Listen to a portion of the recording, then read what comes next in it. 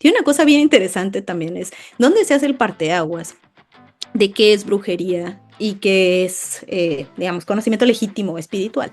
Ujú. Y eso para mí es profundamente político también, porque tiene que ver con la racialización del conocimiento. Entonces, estos sujetos que casi siempre aparecen como los monstruosos, los que reciben violencia y responden con violencia, pienso en la bruja, por ejemplo. Que ese es un gran ejemplo, creo que es un gran ejemplo de pensar en el empobrecimiento de las mujeres, las personas que viven precisamente como que en esta situación de pobreza. Creo que lo más interesante ahí es pensar en que La Llorona, pues yo creo que más de uno dice, híjole, pues todo mundo conoce a alguien que la haya escuchado, ¿no? Pero para mí sus gritos son ese recordatorio, por eso es una figura tan poderosa. Y creo que ahí sí dije, es que hay un montón de vocabularios del gótico, de estas películas que vemos precisamente, que contamos La Maldición de La Llorona del 33, que es una adaptación gótica, sin embargo, con la impronta nacional, y Ujú. creo que de muchas maneras podemos pensar en Huesera habitando varios géneros. Amigas y amigos de Cinéfilos en Apuros, ¿cómo están? Soy Elia Leonardo. En esta ocasión le vamos a entrar al cine mexicano de terror. Y es que hay un gran motivo, hay una gran excusa para eso, porque quienes tienen la oportunidad de ir al centro de la imagen se van a encontrar con la exposición Maravillosas, Monstruosas, una exposición que nos asoma al cine mexicano de terror desde los personajes femeninos, desde las historias protagonizadas por estos personajes femeninos. Y para eso tengo una gran invitada, una invitadaza, y me refiero a la doctora Valeria Villegas Lindvall, doctora en estudios cinematográficos, quien es la curadora de esta exposición. Valeria, bienvenida seas. Hola, ¿qué tal? Muchas gracias por la invitación. La verdad es que estoy muy contenta de poder también hacer una intervención con respecto a las mujeres, el cine mexicano de terror y demás. En realidad, esta oportunidad, si me permites expandir un poco, Sí, porque me claro. parece un pretexto maravilloso. Maravillosas, monstruosas, 4 décadas de terror en el cine, que tuve el enorme privilegio de titular y de hacer el texto curatorial. Sin embargo, la curaduría como tal quedó a cargo de Mesli Silva Pacheco, ella es coordinadora del acervo del IMCINE, y Laura Beatriz Alderete, ¿no? Ella es directora de promoción del cine mexicano. Entonces, entre las tres, como que ahí más o menos ideamos el discurso de la exposición. Y yo creo que a la audiencia le va a gustar mucho, quiero pensar, porque nos da una entrada muy distinta a lo que nosotros concebimos como cine de terror nacional. Entonces, yo estoy fascinada de platicar aquí contigo y pues platiquemos entonces. No, perfecto. A ver, mencionabas 4 décadas de terror. Para que el público se vaya sintiendo curioso e inquieto por ir a explorar esta exposición, ¿cuáles son estas 4 décadas de terror? Y si lo pregunto también es porque hay una tendencia que se suele creer que el cine mexicano se divide en 2 etapas, ¿no? La época de oro y del 2000 para acá, como si no hubiera nada en medio. Entonces, por eso te pregunto, ¿cuáles son estas 4 décadas de terror? Claro, pues realmente la primera, o sea, como que aquí el parteaguas es La Llorona de Ramón Peón, la primera cinta, la de 1933, primera cinta con sonido sincronizado del terror nacional, y de ahí parte hasta los setentas, ¿no? Entonces tenemos una curaduría maravillosa que entre Mesli y Laura, bueno, me presentaron y yo estaba fascinada obviamente, de colaborar acá.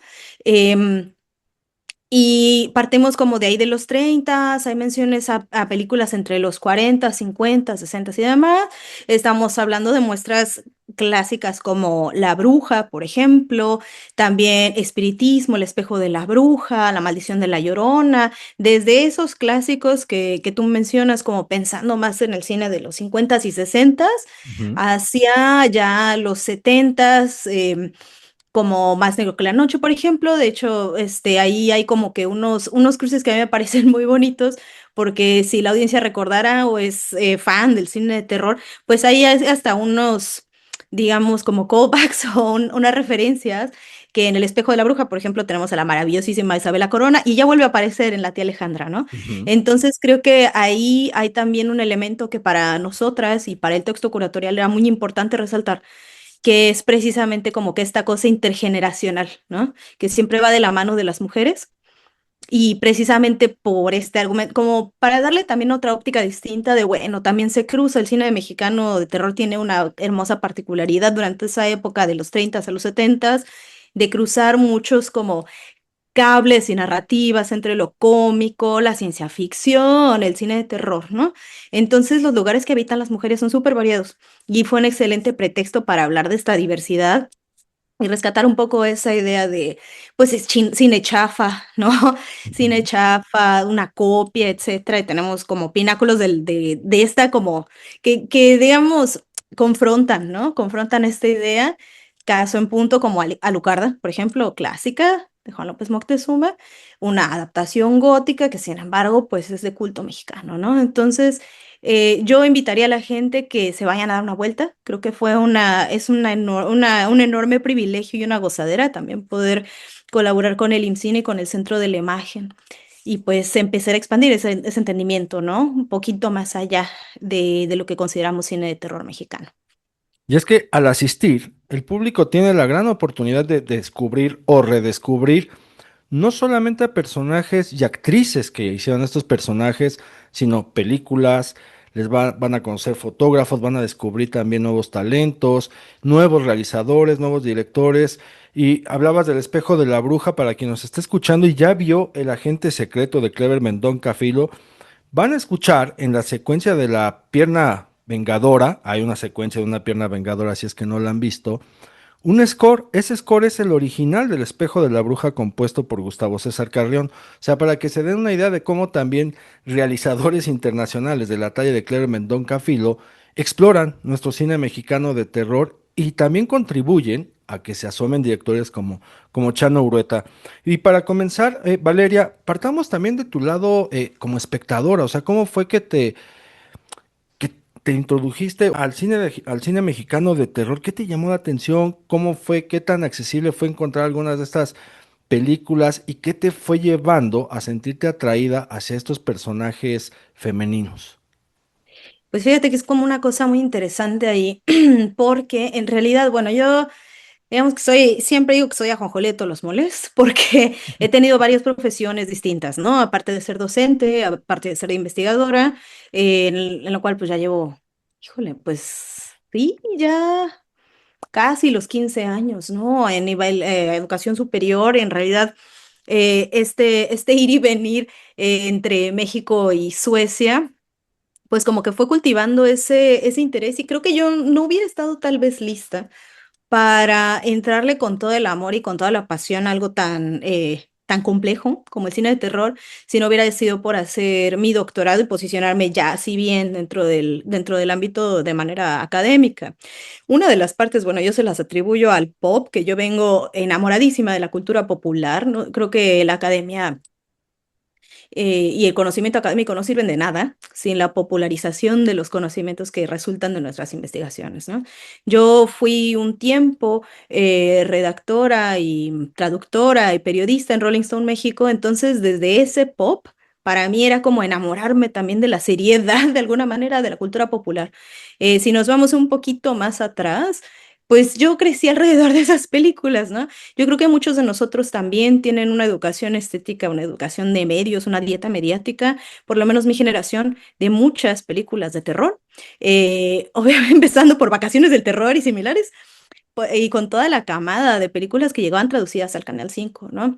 Y de ahí esos descubrimientos, aparte yo, a mí me parece muy chistoso, yo creo que voy a balconear a mi papá. Mi papá siempre ha sido muy fan del cine fantástico, de la ciencia ficción y del terror, nada más que él nunca realmente se asumió como eso, ni tampoco fue como de, miren, esta es la educación en estas cosas, ¿no? Para nada. O sea, en realidad su dieta mediática casi siempre ha sido dentro de lo fantástico.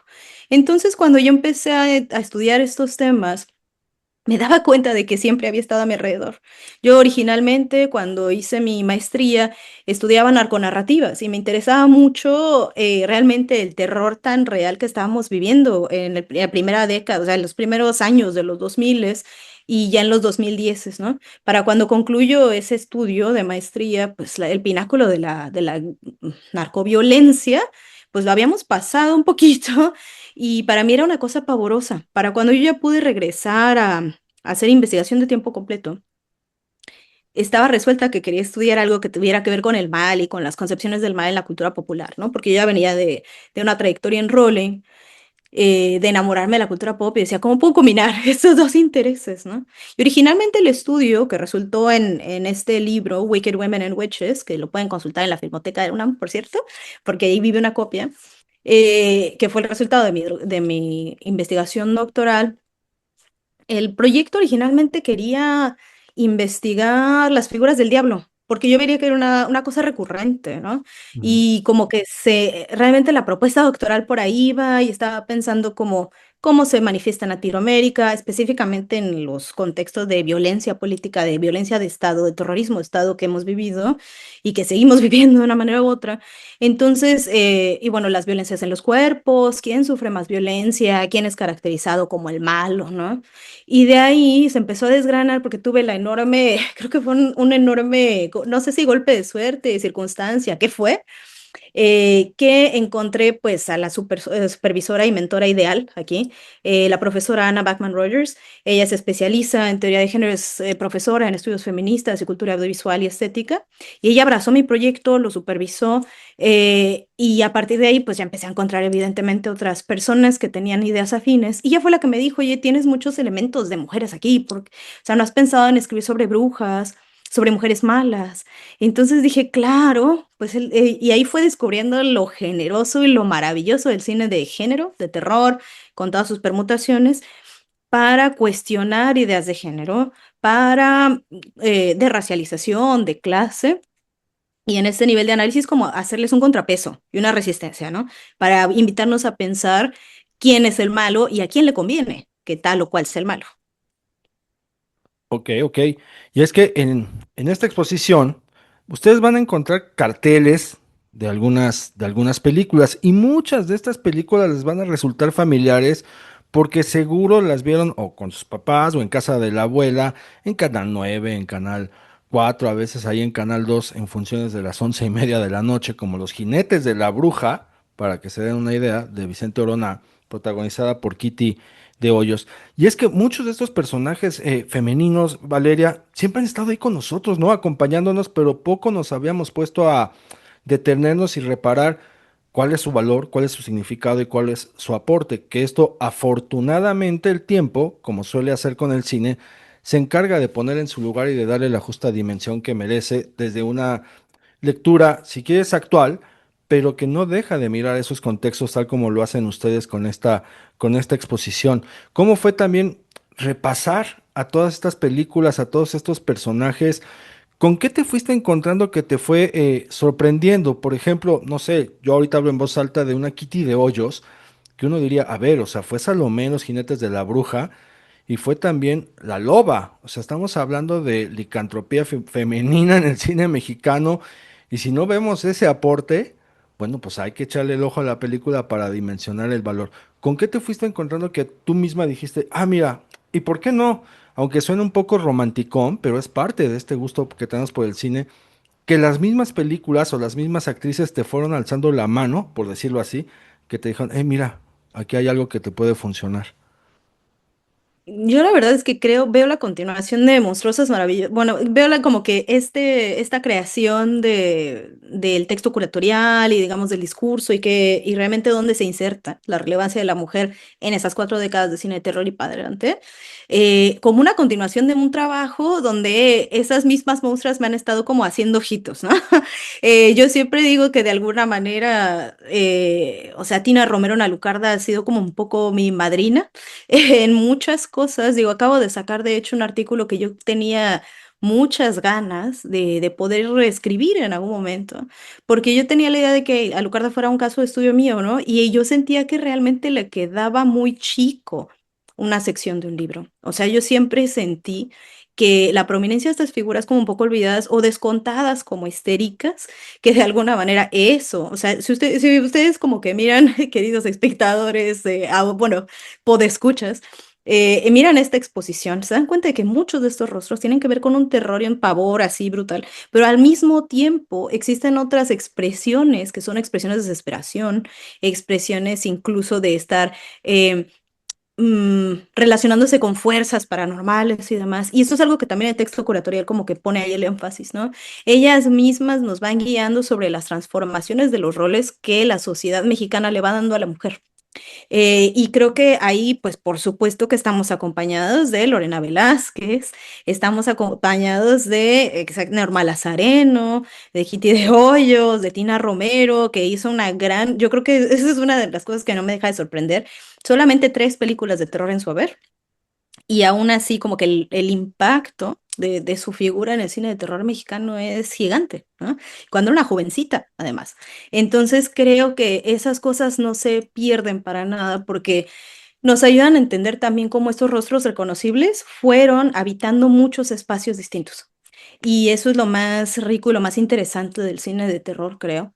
El poder como un poco hasta imaginar futuros y presentes que no concebimos que le correspondieran a la mujer en esa época, ¿no? Segunda mitad del siglo XX, y los roles que se empiezan a configurar de maneras distintas, pero que casi siempre viene acompañados de esta monstruosidad y esta cosa sobrenatural e inexplicable, ¿no?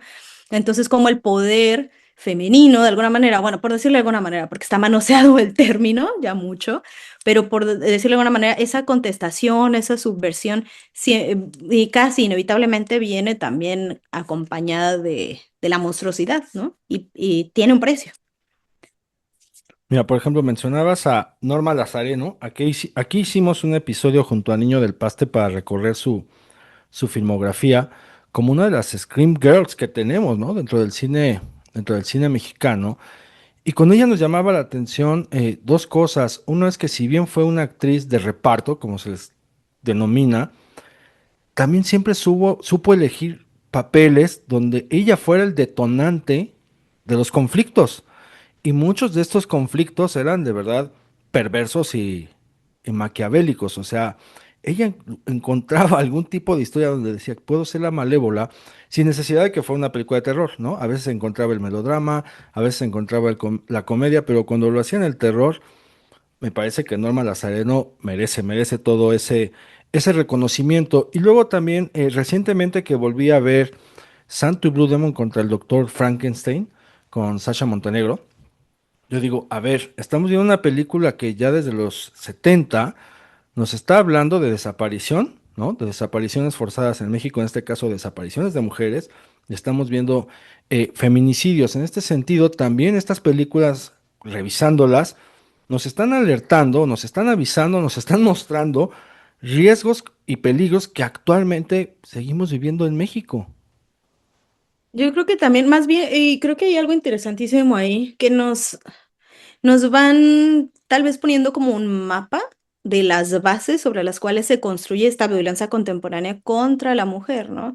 Lo que también se le conoce como una idea necropolítica, es decir, cuando el Estado decide quién vive y quién muere, ¿no? Entonces, estos sujetos que casi siempre aparecen como los monstruosos, los que reciben violencia y responden con violencia, pienso en la bruja, por ejemplo. Que ese es un Ujú. gran ejemplo, creo que es un gran ejemplo de pensar en el empobrecimiento de las mujeres, las personas que viven precisamente como que en esta situación de pobreza abyecta. Si ustedes recuerdan o miraron la película, recordarán que es como una especie hasta de subhumanos, ¿no? Estas personas que viven súper en la miseria, ¿no?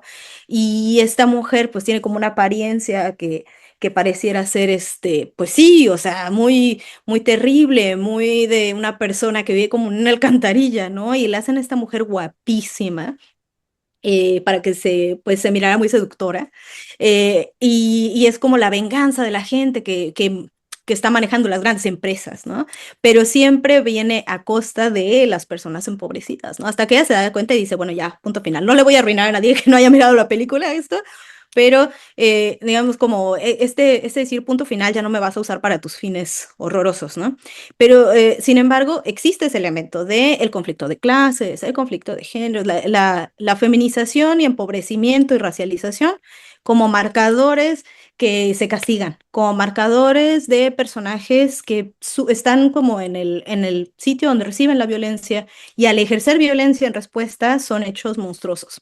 Entonces creo que ahí sí vale mucho la pena entender que esta construcción de la feminidad moderna y quién puede detentar una feminidad, digamos, entre muchas comillas, respetable, o sea, son como nortes distintos que el cine de terror dentro de esa época va poniendo, ¿no? Creo que por eso también es profundamente político hablar de monstruosidad, porque es hablar también de poder, ¿no? La monstruosidad al final es una etiqueta que también el poder puede, o sea, que se puede poner sobre ciertos cuerpos, pero ahí también hay un elemento de poder. ¿A quién le conviene hacer estos juegos de malo y bueno, por ejemplo, ¿no?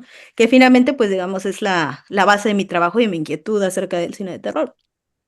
Y para ti, por ejemplo, ¿cómo es el análisis cuando te toca ya desmenuzar o fragmentar, no sé, si por temas o subtemas, en el caso de que tenemos ejemplos de mujeres que son niñas, adolescentes, adultas y personas de la tercera edad personificando y protagonizando películas de terror, ¿no? Tenemos a Ana Patricia Rojo en Veneno para las Hadas, a una Tina Romero que es joven en Alucarda, tenemos a doña Isabela Corona en La tía Alejandra, que es una adulta mayor con una bruja temible. También tenemos este otro subtema o tema como lo es la figura femenina sensual, ¿no? Que pues Lorena Velázquez la tuvo como vampiresa, por ahí también doña Rosy Mendoza, que en paz descanse. Y así vamos encontrando varios temas y subtemas que a ti y a gente que se dedica precisamente a este tipo de curaduría, de observación y de análisis, pues las lleva también a dimensionarlos desde otro ángulo. ¿Cómo es para ustedes también o para ti en este caso segmentar, si es que ese es el concepto adecuado, todo este tipo de ramificación de lo que es la mujer en el cine mexicano de terror? Claro, pues es que es una cuestión también compleja que o sea, se ve atravesada, digamos, por las escuelas de pensamiento que son mis bases, ¿no? Realmente la crítica, el análisis que yo hago sobre estas películas, pues es de corte feminista y de corte descolonial, es decir, pensar, o sea, para mí pensar en una película de terror es también pensar en las relaciones de poder que existen en esas narrativas, ¿no? Y estas pueden ser relaciones que están marcadas por la edad, relaciones que son inevitablemente como que se intersectan, ¿no? Ahí hay un caminito donde el género, es decir, la feminización y demás, eh, bueno, en estos casos, eh, la clase social, socioeconómica y la racialización. Y estas cosas, como casi siempre el conocimiento exótico es un gran ejemplo, porque aparece como una cosa recurrente casi siempre que está pegada a estos sectores, ¿no? Entonces, cómo se van interactuando estos factores para mí es súper importante, ¿no? Por eso llevaba a cabo, o sea, llevaba como que ponía de ejemplo la bruja que tenemos ahí un fotograma en la exposición, Ujú. porque creo que ahí se conecta muy bien exactamente cuáles son los temas que también, que inevitablemente tienen que ver con el poder y que configuran quién es el monstruo y qué lugar habitan estas narrativas. Em, pues las pone como súper de manifiesto, ¿no? La clase social en ese caso. La clase social y cómo cómo se manifiesta, cómo se encarna el género, ¿no? La mujer deseable y guapa, pero entonces es temible porque no, pues es que es de una sensualidad desbordada y eso no se le permite a una mujer decente en la mexicanidad, en la modernidad mexicana, ¿no? Uno de los ejemplos que se me viene a la mente es Las mujeres vampiro, por ejemplo, ¿no? Ujú. Digo, Las mujeres pantera, perdón, de René Cardona. Pensar en los 60, pensar en Tongolele ahora que pensábamos sobre estas figuras sensuales, ¿no? En Tongolele y en estas figuras temibles que son como entre mitad mujer y mitad mujer, mitad animal, ¿no?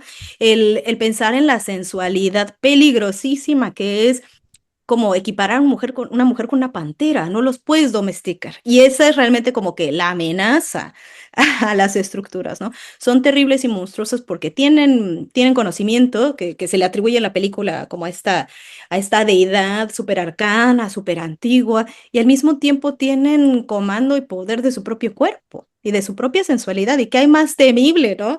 Que tener mujeres que confronten un patriarcado, en ese caso pues que está alineado con los valores de lo bueno y demás, ¿no? Y que lo detenten precisamente como estas villanas del ring, ¿no? A mí me encanta esa cita como un ejemplo, porque creo que muchas veces, pues se piensa en el cine de luchadores con poca seriedad, sin embargo, creo que ahí hay muchísimo que desmenuzar. Tuve el enorme privilegio de ser parte de una entrevista para el relanzamiento de esta película para públicos angloparlantes. Se lanzó con Powerhouse, producida por Nora Mejeni, esta curaduría, y que es un esfuerzo que está llevando las cintas no solamente de Alameda, pero de muchas productoras mexicanas de la época a públicos angloparlantes para ponerlas en contexto, ¿no? No hacer esta cosa, repetir esta cuestión de la distribución donde los públicos angloparlantes consideran el cine de género mexicano como una rareza y una cosa chafa, una adaptación mal hecha, ¿no? O sea, se les está regresando el lugar histórico que tienen. Y creo que para mí eso es la cosa más bonita. Personas como Abraham Castillo, quienes probablemente, o sea, los escuchas conocen, también guerrero del cine mexicano y una persona a la que yo admiro y aprecio muchísimo. Y el poder tener la posibilidad de hacer esto para públicos afuera también significa que, yo espero, el cine de género mexicano pues esté regresando a su relevancia, al lugar de contestación social que tiene. Por supuesto, hay muchos sitios donde ha envejecido muy mal ciertas cosas muy conservadoras, pero que se le regrese esa seriedad, ¿no? A mí me parece como una cosa muy increíble entre el cotorreo y la seriedad académica. Entonces, pues bueno, o sea, creo que ahí estos temas y subtemas que tú traes a colación precisamente vienen como que, digamos que vienen junto con pegado, ¿no? No se puede hablar de género sin racialización, de racialización sin clase social, y pues por ahí va mi análisis. No, y créeme que Abraham está escuchando este episodio porque afortunadamente contamos con la dicha de que sea colaborador habitual de Cinéfilos en Apuros. No hace mucho estuvo aquí para hablar de Silvia Moreno García, esta novelista que en Canadá publica pues novelas en inglés basadas, ¿no? En películas mexicanas. Y justo en el último episodio Abraham nos comentaba de cómo en Canadá pues está viendo este cine mexicano con interés cultural, ¿no? No con este interés del morbo de vamos a ver si está mal hecha o no, sino es como, a ver, cómo se hizo la película en ese momento, qué temas se está tratando, quiénes eran los talentos. Es más, le van a rendir un homenaje a Alex Phillips, ¿no? Como fotógrafo. Y sobre, ahora sí, retomando la conversación contigo, sobre estas relaciones de poder, pues ahí hay otra, ¿no? Que es está muy presente en el mexicano y en la figura nacional de los valores, y me refiero a la religión, ¿no? También vemos a la religión ahí cómo va transicionando el hecho de abordarla o introducirla en algunas historias al punto donde es, pues aquí sí hay una nena, una pequeña bruja que quiere creer en el diablo, invocar al diablo, pues vemos incluso un acto subversivo contra la moralidad del mexicano de cómo, pues es que cómo, pues si desde antes vienen también estableciendo de que esta bruja está maldita, hay que ponerle un crucifijo. Esta mujer está maldita, hay que traer al sacerdote. Esta mujer algo tiene, algún pacto con alguna entidad diabólica o demoníaca, échenle agua bendita. Pues poco a poco dicen, oye, a ver. También vamos a confrontar esta otra parte que es como una influencia que han tenido estas personas que tienen esta relación de poder para ejercerlo en contra de estas mujeres. Y ahí está, te digo, también latente la religión. Claro, o sea, es que también ahí hay una cosa bien interesante que uno de los brazos, digamos, del colonialismo que todavía existe es precisamente esta idea de que la única respuesta para gestionar la espiritualidad tal vez es el cristianismo, ¿no? Que yo creo que obviamente siempre bajo ataque muchas veces en las narrativas de terror. Pero ahí lo terrorífico también es como que tanto constriñen los roles de las mujeres y las disidencias y las personas racializadas. Y creo que ahí hay muchas cosas interesantes porque pasan también en el cine de terror, digamos, a nivel global, ¿no? O sea, pensar en la mujer como el origen del mal. Y yo creo que está como también manoseadísima esta idea y creo que sería como tal vez muy... o sea, no estamos descubriendo el libro negro si pensamos en que Eva fue la que cayó bajo la tentación y demás, ¿no? Pero creo que hay un motivo que es muy, o sea, es como una figura muy reconocible, ahí donde se cuela el mal, ¿no? En el imaginario cristiano. Sin embargo, creo que específicamente la cultura audiovisual mexicana tiene una cosa bien interesante que pasa en otras culturas, ¿no? Pero si ya estamos pensando específicamente en la mexicana, tiene una cosa bien interesante también, es dónde se hace el parteaguas de qué es brujería y qué es, digamos, conocimiento legítimo espiritual. Ujú. Y eso para mí es profundamente político también, porque tiene que ver con la racialización del conocimiento. Hace poco estaba pensando en esto porque son cosas sobre las que he ido escribiendo a lo largo del tiempo. Y, por ejemplo, creo que los escuchas, esto así como que es un flashback de muchos años. Pero a propósito de que la volvieron a hacer, El extraño retorno de Diana Salazar. Ujú. O sea, cultura, cultura popular de cine de terror normalizadísima también a partir y circulada a partir de la televisión. A mí me encanta que existe una tradición tan firme de televisión de terror en México. Yo creo que incluso como que mirada con un poquito como de sí, pero una telenovela. Y con el Y tema bueno, de Juan Gabriel, o sea, más ajá. popular imposible. O sea, lo más increíble del asunto es que, digo, nosotros no somos la única televisión donde existen como estas telenovelas de terror, o sea, Dark Shadows en Estados Unidos, o sea, hay un montón, ¿no? O sea, sí hay como que estas cosas existen en el mundo angloparlante también, pero yo pienso en el extraño retorno de Diana Salazar, porque no sé si recuerdan, ahí está esta nana, una persona negra que hace como estas brujerías y demás, Ujú. como que están construidas como, ay, es conocimiento ahí, maldito. Pero si nos ponemos a pensar es la racialización del conocimiento, porque es menos válido que todo lo demás que lo rodea y es construido como algo que es terrible y malo porque es una práctica afrodescendiente. Y creo que ahí también cabe como que, precisamente por eso yo hago como que tanta insistencia en la necesidad de no hablar solamente de género, también hablar de racialización y de clase social en estos análisis, ¿no?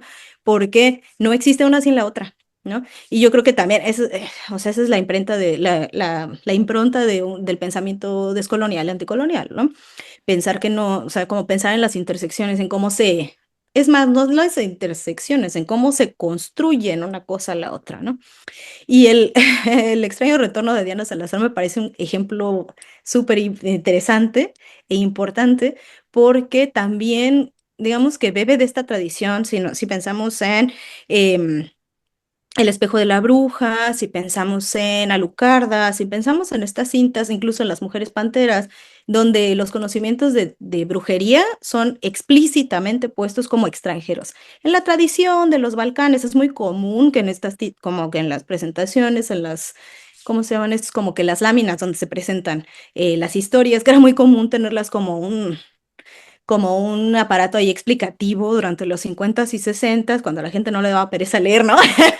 Entonces te ponían ahí, ¿no? No, pues que en las tradiciones de los Balcanes aparecen estas mujeres y que las arañas, ¿no? Y creo que ahí es interesantísimo que la parte de lo extranjero, lo exclusivamente no mexicano, es percibido como una presencia ahí amenazadora y tal.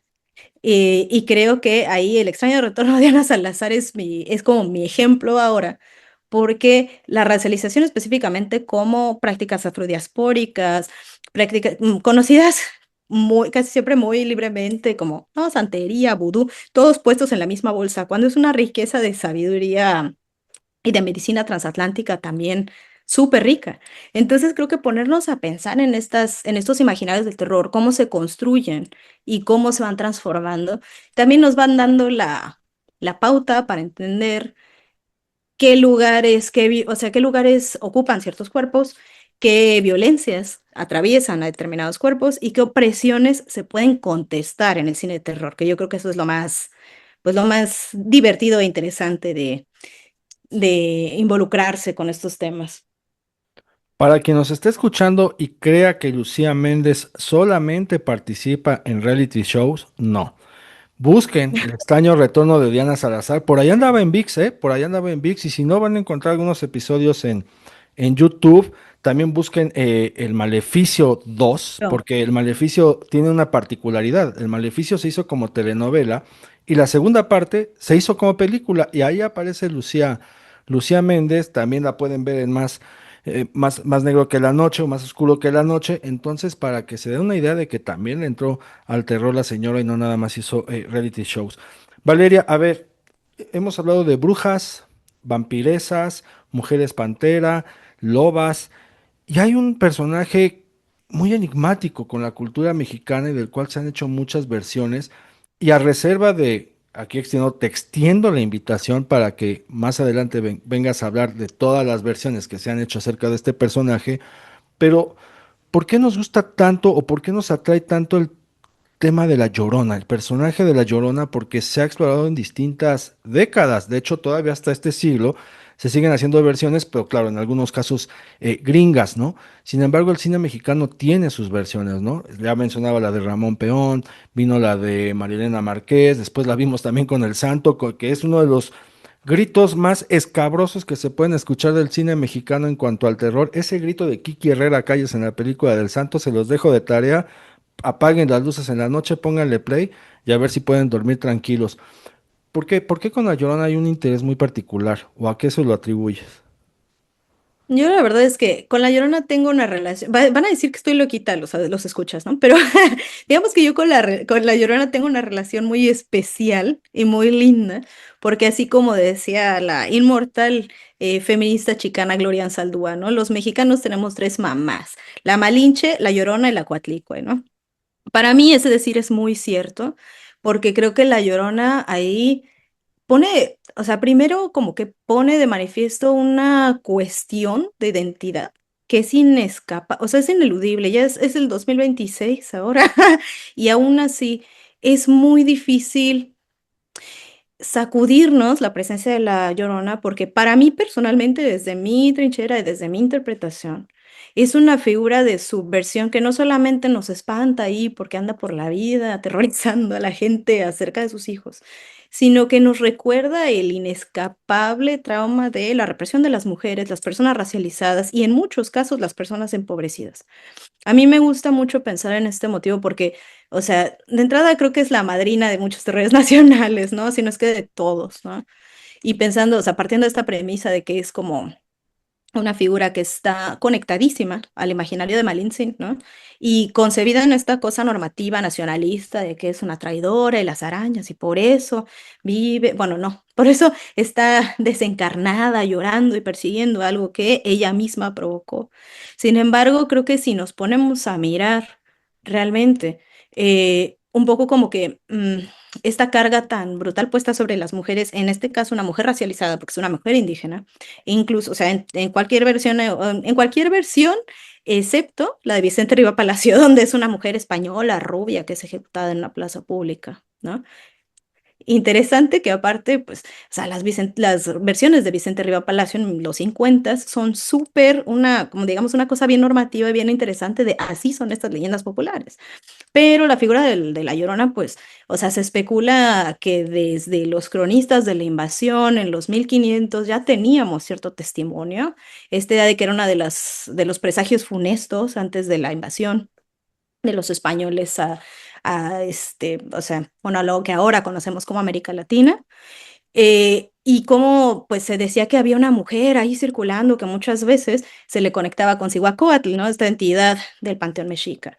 Entonces es como inevitable pensar en que también ella de alguna manera cristaliza estas relaciones tan contenciosas entre estas dos partes, ¿no? O sea, si bien México no es nada más esta cosa reductiva de personas indígenas que todavía existen y resisten, o sea, nada Ujú. las borra, existen, resisten, pero en ese discurso es como, ah, bueno, mi mamá indígena y entonces el padre español y ya se volvió. Es una cosa muy reduccionista que obviamente estoy reduciendo a una cosa chiquitita, pero la Llorona y los terrores y los pavores que digamos, despierta, creo que están íntimamente relacionados con este debate que tiene que ver con la nacionalidad y con la identidad y cómo lo estamos revaluando hoy por hoy. Para mí, La Llorona aparece como que esta señal funesta y la mala mujer y sobre todo la contaminación de las líneas sanguíneas de mujeres. Si nos ponemos a pensar en La Llorona del 33, pasa a través de tres diferentes generaciones, ¿no? Malintzin, el virreinato, con Ana Ujú. Xicoténcatl y después en el momento como de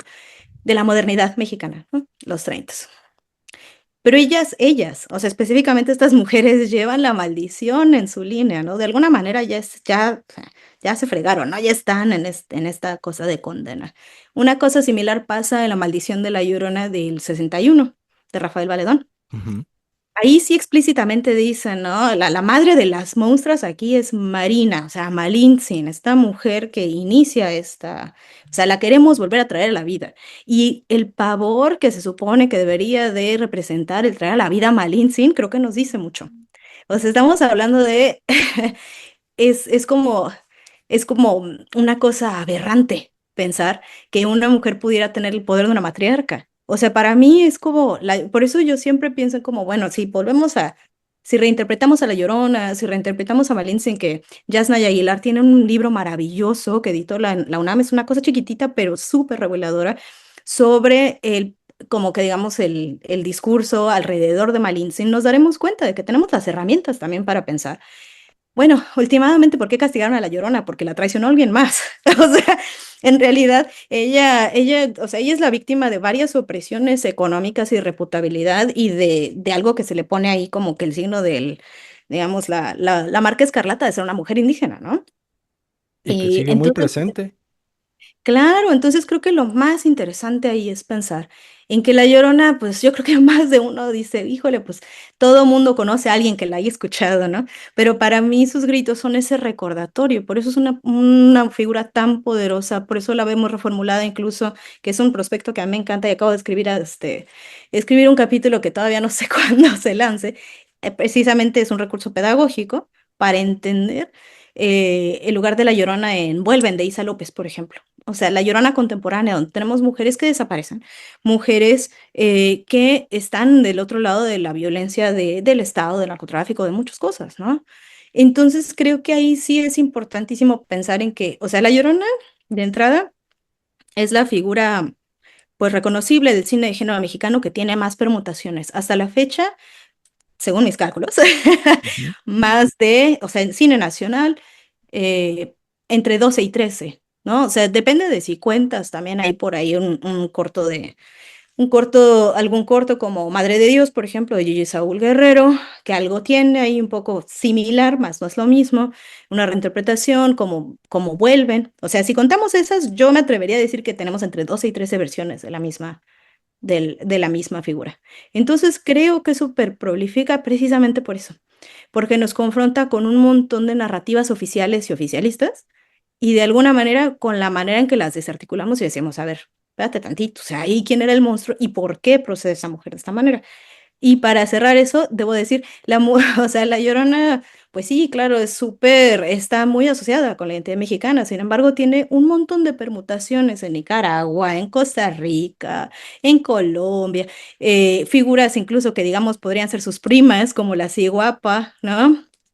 La Cigapa, perdón, de República Dominicana, o sea, la Tulivieja en Panamá, y eso nos dice muchísimo del lugar que se le otorga a las mujeres en el espacio público y el espacio privado y de las historias latinoamericanas, ¿no?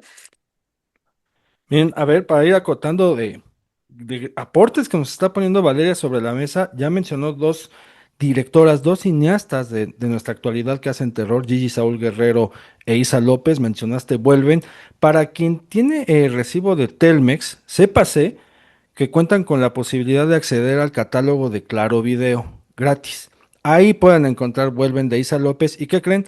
También pueden encontrar la versión de La Llorona de 1933 de Ramón Peón. Está en el catálogo de Claro Video, así que les digo, si tienen el recibo de Telmex, pueden acceder a esas películas completamente gratis. Para ir terminando, Valeria, revisa, si ustedes también, amigos y amigas, van al centro de la imagen y ven estos pósters, y han visto las películas, probablemente se pongan a pensar en algo que me pasó a mí también, que es el hecho de la geografía donde ocurren estas historias, ¿no? El espacio geográfico, porque en un momento todo se contextualiza como que en el campo, ¿no? Un ambiente campirano, rural, y de repente cuando pensamos en Huesera de Michel Garza Cervera, ya vemos una historia urbana, Vuelven de Isa López también es una historia urbana. ¿Cómo es que ha sido también la transición de dejar de ver nada más al campo o a las zonas rurales o a las zonas marginadas como los espacios donde pueden habitar estos horrores y estos monstruos femeninos y cómo van, bueno, ya va saliendo de esa área, de esa zona para transitar hacia la urbe? Yo no sé también si, Valeria, veas cómo percibes o cómo ves esta parte del espacio geográfico también de las historias y donde se desenvuelven estos personajes. Yo creo que hay una cosa bien interesante y aparte yo a Huesera, yo lo digo donde voy, ¿eh? Yo a Huesera le tengo mucho cariño porque es una de estas películas sobre las que he escrito mucho más. O sea, acaba de salir mi entrada para repensar el gótico en un volumen de Cambridge que editaron Rebecca Duncan y Rebecca Comsty.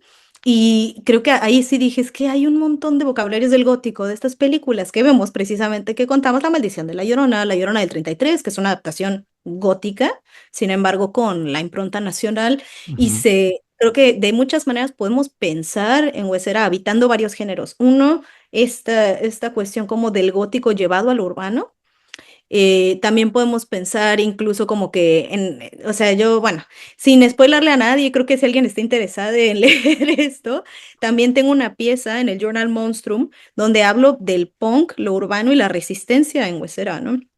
Y creo que si existe como una virtud de pensar en los espacios urbanos, es también como, yo la veo un poquito, me encanta esta pregunta porque creo que acabo de volver a ver Nosotros los Pobres, y estaba viendo, revisitando el Callejón de los Milagros, ¿no? Que acaba de cumplir 30 años.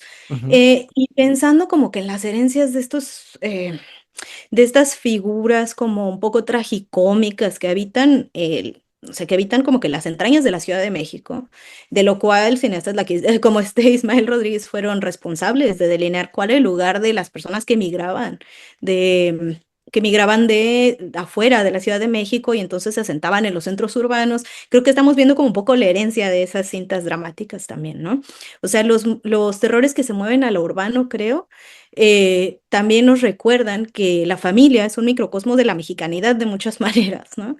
Y que las figuras de terror y los poderes, o sea, las opresiones que se atraviesan en un lugar tan pequeño, se pueden dramatizar entre tus tías, tus amigas, tu mamá, etcétera, ¿no? Tu pareja, tus hijas. Y creo que ahí sí hay una cosa bien interesante. Ah, que por cierto, pienso en esto hablando de La Llorona, no se acuerdan que llega un momento en el que Valeria, mi tocaya, está cuidando a sus sobrines y están viendo La Llorona en la televisión. Sí. Están viendo, me parece la de René Cardona, ¿no?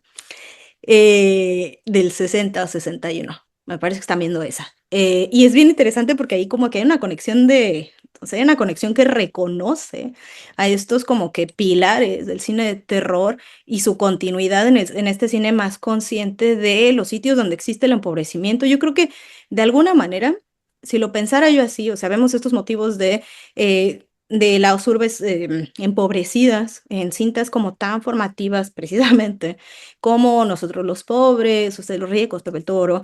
Pensamos también en el Callejón de los Milagros y yo los conecto no porque yo esté ahorita en esta onda, sino porque creo que nos han ido demostrando que dentro de la cultura audiovisual nuestros motivos como que se prestan muy bien a que lo urbano concentre muchas cosas que tienen que ver con la modernidad y sus tensiones y qué significa ser mexicano en diferentes momentos de la historia. El terror nos ayuda a reforzar y también a contestar y de alguna manera a desarticular las ideas que hay atrás de esa normativa. A mí me gusta pensar como que, digamos que en esta cuestión de mover hacia lo urbano, como también un reflejo, o sea, sí, es tal vez una tendencia, un reflejo de uno de los terrores más grandes, del capitalismo y cómo a todos nos atraviesa. Ahí hay un comentario bien interesante, ¿no? Vuelven, pasan una ciudad que no sabemos a ciencia cierta cuál es, pero nos recuerda mucho a Ciudad Juárez. Y Ujú. tiene lugares, o sea, como marcadores espaciales, como estos pósters de las mujeres que desaparecen, como los moños negros en los dinteles de las puertas, que nos recuerdan el paso terrorífico del narcotráfico, la violencia y el capitalismo que provoca esos horrores. Entonces yo creo que sí existe como un retorno a lo urbano, tal vez. Es también por la proximidad de los horrores muy reales, no solo de lo sobrenatural, sino de la explotación capitalista. Perfecto, pues llegando ya al final, Valeria, y ahora sí que como es tu espacio, es tu programa, algo que tú quieras agregar en función de todo esto que hemos conversado. Pues bueno, a mí me gustaría mucho invitar a las personas que nos escuchan a visitar Monstruosas Maravillosas en el Centro de la Imagen, que está, es entrada libre hasta el 26 de abril. Y si les interesa, pues las cosas que escribe aquí Valeria Villegas Limbal, alias para los que, varias para en confianza y para los cuates La Morena de Fuego, porque así firmo en todos lados desde hace muchos años. Pero digamos que mi nombre oficial, pues obviamente me precede porque es el que tiene doctora. Si les interesa, pues saber qué estoy haciendo y dónde colaboro mucho también como con foros que ayudan a popularizar también el resultado de la investigación. Siempre me pueden encontrar en @morena de fuego _PhD, Philosophy Doctor, en Instagram y en Blue Sky como Morena de Fuego. A mí me hace muy feliz también esta invitación y aprovecho también para agradecerte que me hayas invitado a este foro. Yo siempre al orden para el desorden. Si quieren platicar de La Llorona, yo podría hablar mucho tiempo sobre eso. Y bueno, por favor, sigan bien, o sea, yo creo que si tuviera una última invitación sería, vean cine mexicano, de verdad, ¿no? Cine mexicano de terror, desde Huesera, La Llorona, hasta Tenemos la Carne y todo lo que hay en medio. Creo que tenemos una cosa riquísima, maravillosa, y para mí es una dicha que en esta vida se me permita hablar de todas estas cosas para públicos que ignoran la riqueza de nuestra cultura audiovisual. No, pues Valeria, a ver, no se diga más. Uno es, háganle caso a ella. Digo, nosotros ya se los dijimos, pero ustedes háganle caso a ella. Vean cine mexicano, éntrenle al cine mexicano de terror. Afortunadamente muchas de estas películas son accesibles. Algunas las encuentran en YouTube, otras están en plataformas como VIX y en la plataforma, créanme, de Claro Video, que es muy vasta, ¿eh? Es demasiado vasta. Y en segundo lugar, te voy a comprar la palabra, a mí no me lo dices dos veces, para agendar esa conversación sobre La Llorona en el cine mexicano, que vengas a charlar. Es más, Abraham Castillo Flores, si estás escuchando este programa, que yo sé que lo estás escuchando, ¿por qué no? Te puedes sumar a la conversación, porque yo sé que además te va a gustar. Pues Valeria, muchísimas gracias por venir y conversar con el público de Cinéfilos en Apuros.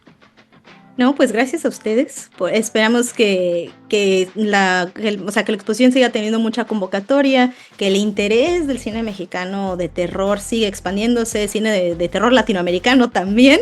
Y pues bueno, ahí los espero en mi Instagram para que cotorremos un rato también en las redes. ¿Qué les parece? Perfecto, y pues ya repetirles que hasta el 26 de abril, entrada gratuita, vayan al Centro de la Imagen, échenle un ojo a la exposición de maravillosas, monstruosas. Y les juro, sobre todo los que son de mi rodada del cuarto piso hacia arriba, va a ser muy entrañable porque les va a recordar a todas aquellas películas que vieron gracias a sus papás, que vieron gracias a sus abuelos y que son con las que muchos de nosotros, afortunadamente y dichosos fuimos, crecimos. Y ya saben que aquí son bienvenidas sus sugerencias, sus comentarios, sus quejas, sus opiniones. Y saben también que hasta las mentadas de madre aceptamos porque aquí la charla cinéfila la hacemos todos.